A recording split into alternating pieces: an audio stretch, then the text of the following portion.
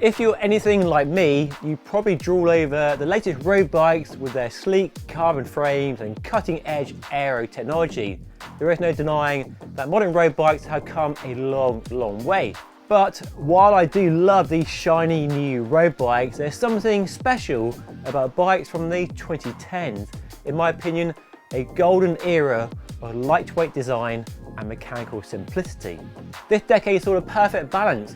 Bikes that were light, reliable and straightforward, without all the extra complexity we see today. And of course, let's not forget these bikes were far more accessible when it comes to pricing compared to modern road bikes. So why did road bikes peak in the 2010s? Well, in this video, let's dive into what made a road bike truly stand out and why they might just be the best bikes ever made. But they weren't without their issues, as we'll discover later in the video. So recently, you might know I've been buying and restoring road bikes from this era. CAD 12s and tarmacs, and working with these bikes has made me realise that bike companies have really perfected the lightweight road bike formula during this time. And it's a formula that seems to have been lost with the increased complexity of modern bikes. These old bikes have simplicity and accessibility that hasn't been replicated in the years since. They struck the perfect balance between mechanical simplicity, lightweight performance without being a die-hard weight weenie, and a solid ride quality too. The bikes I'm talking about include icons like Super 6 Evo from Cannondale, truly a modern classic, the Specialized Tarmac SL4 and SL5, and the Cervelo RCA, which boasted an astonishing 667 gram frame and a $10,000 price tag back in 2013. And of course, the CAD 10, the CAD 12s, and many other great examples of bikes from this era. So let me share some reasons why I think these bikes are so fantastic. And it starts with lightweight, because during this era, achieving a lightweight road bike didn't require spending an outrageous amount of money. You could easily find a bike in the 6 to 7 kilo weight range without having to invest in ultra premium parts or frame materials. Companies had really refined the art of building bikes that were light yet durable and didn't require you to be a weight weenie, obsessively counting grams, get a high performance machine that didn't weigh a ton. Whether you were an amateur cyclist or an enthusiast, it's possible to ride a well-balanced, lightweight bike without breaking the bank. One of the defining features of road bikes from this era was the simplicity of their gears, mechanical shifting. The last generation of Shimano's 11-speed Dura-Race mechanical group set, for example, was a joy to use. Hands down, one of the best group sets ever made. There's something satisfying about physically moving a lever to shift gears, a tactile connection to the bike that's missing in today's electronic shifting systems. No need to charge batteries, no extra electronics to worry about, just clean, precise shifting every single time.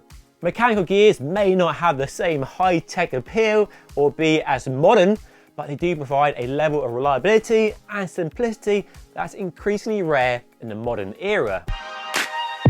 Another hallmark of bikes from this era was the use of external cable routing, one of my favourite features by far. Now, while internal routing is sleek and aerodynamic, it also makes maintenance a headache. Have you tried changing headset bearings on a modern road bike? What a nightmare that is. Changing a headset bearing is a piece of cake, 5 minutes work. And if you want to change the stem length, you can do that. Change the handlebar, that's easy. Not the same with a modern road bike with that one-piece aero handlebar and stem.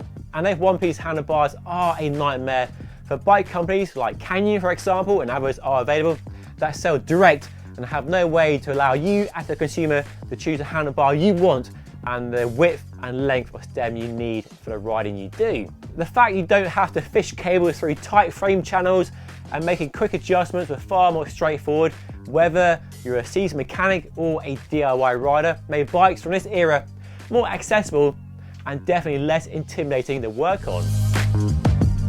Now, I have no data here and it's more of a hunch, but I do think there's a case to be made for bikes from the 2010s being more reliable than some of today's more complex machines. While the one-piece handlebars and stems look great, we've had quite a few recalls with the internal routing eating through the steering tubes on different bikes, and any potential issues around the steering tube is a massive red flag for me. So that is a massive downside to the complexity of modern road bikes and that desire to package all the cables and hoses inside the frame and handlebar. There's no denying the visual appeal of road bikes from the 2010s in my opinion. They embrace a more traditional appearance with round tubes and clean lines, free from the aggressive aero shapes and drop rear stays that are now common on modern road bikes. These bikes had a timeless, elegant look that many riders, like myself, still find attractive. No frills, just form meeting function in a beautifully minimalist way. And of course, we can't talk about road bikes from that decade without, of course, mentioning rim brakes. While disc brakes have become the dominant technology today, many riders still prefer the simplicity of rim brakes. They're easier to maintain, lightweight, and they work perfectly well for most riders. Rim brakes have been around for decades as well, so they were familiar and non-intimidating for people who didn't want to deal with the learning curve that comes with hydraulic disc brakes. While discs, in my opinion, do offer superior stopping power, for many people rim brakes were more than enough for everyday riding and racing alike. However, it's time to take the rose tinted glasses off because these bikes definitely had their downsides.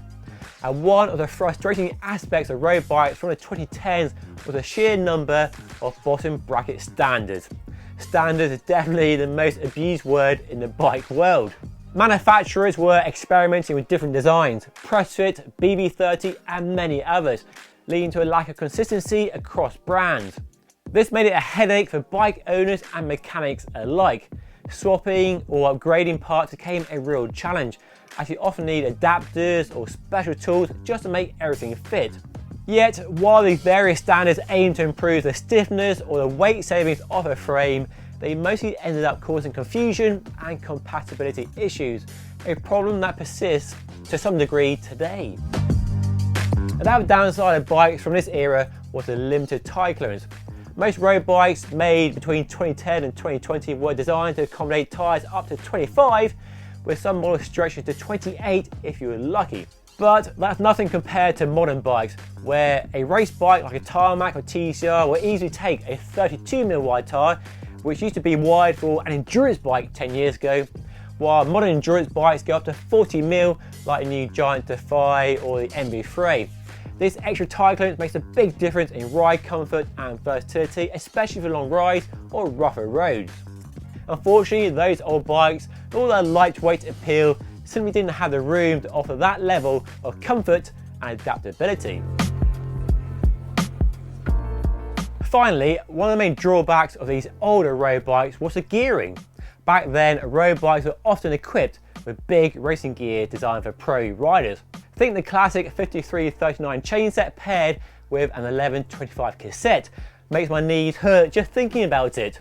While great for elite riders, these setups weren't practical for the average rider, especially when faced with steep climbs or long, grueling rides. Modern group sets, however, especially those from SRAM, now offer much more user-friendly gear ratios like compact chainrings and wide-range cassettes. These changes have made road bikes more accessible for more people, especially us mere mortals, allowing most levels of cycling to tackle big, tough terrain without struggling with overly aggressive gearing. Despite these imperfections, these old road bikes still have a charm and appeal all of their own, but do show their age when it comes to these modern practical considerations. So am I saying that old road bikes are better than modern road bikes and we should all sell our modern road bikes and buy old bikes? Well, no.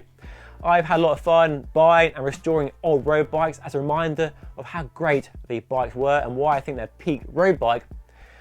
But would I swap my modern road bike for an old road bike? No, I don't think so. The advances in terms of tyre clearance, tyre technology, the advantages of disc brakes for riding I do, the increased comfort, the robustness of modern road bikes means, yes, while I love everything about old road bikes, for me it's a modern road bike. So do you agree or disagree with my thoughts on that era being peak road bike? Let me know by dropping a comment down below. And if you want to see that video on restoring a Specialized Tarmac SL4, watch the video right up here. And of course, don't forget to like and subscribe and the button right here. But that's all for today. I'll see you again very soon.